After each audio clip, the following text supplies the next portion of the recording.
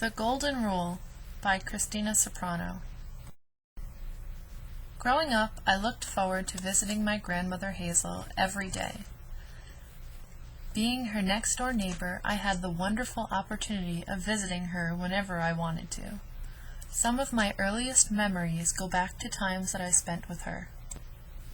I remember sitting at her kitchen table and gazing through the window at the horses in the nearby field.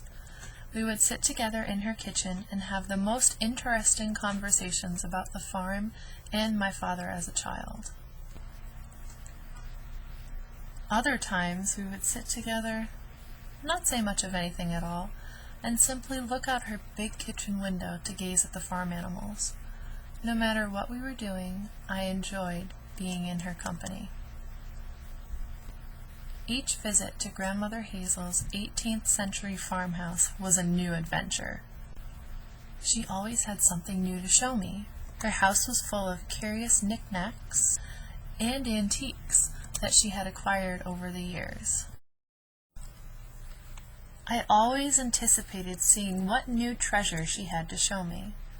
I distinctly remember sitting in her kitchen one day when she came in carrying a shiny piece of metal. As she held out the object so that I could have a closer look, I saw a very small engraved golden plaque. I asked her what it was, and she told me it was something very special and important to everyone. In her hand she held what I learned as the Golden Rule. She explained to me that everyone should live by the Golden Rule.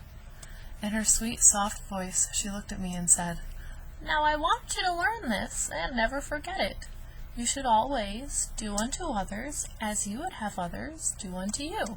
That's the Golden Rule." We sat and recited the rule back and forth until I had it memorized.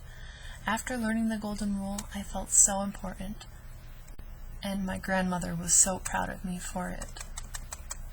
Growing up next door to my grandmother had a great influence on my life.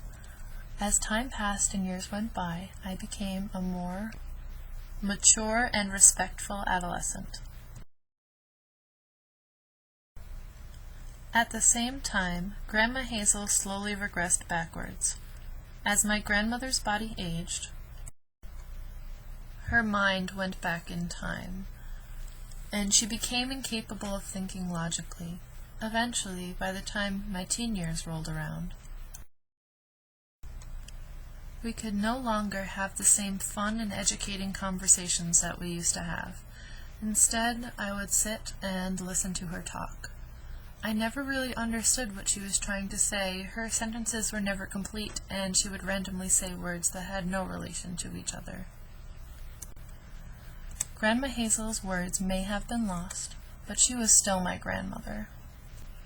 She was still the same woman who, years before, welcomed me with cookies and brushed my hair. Her diagnosis of Alzheimer's disease gave me even more of a reason to spend time with her. As time went on, my family took the responsibility of caring for Grandma Hazel. Every day, my sister and I helped our family feed my grandmother meals, bathe her, and make sure that she was comfortable. Over the 2 years that Grandma Hazel had severe Alzheimer's disease, I developed a great sense of respect for the elderly. I loved her so much. Looking after her became a part of my everyday life. Not a day went by that I did not help her in some way. Despite her illness, she was always smiling and would giggle at anything. Seeing her so happy always melted my heart. Knowing that I played a role in helping her stay comfortable and smiling gives me the utmost fulfillment. Being able to care for someone at such a young age has made me a more compassionate person. I cannot encounter an elderly person without expressing some form of respect or appreciation. My grandmother had a great influence on the person I am today.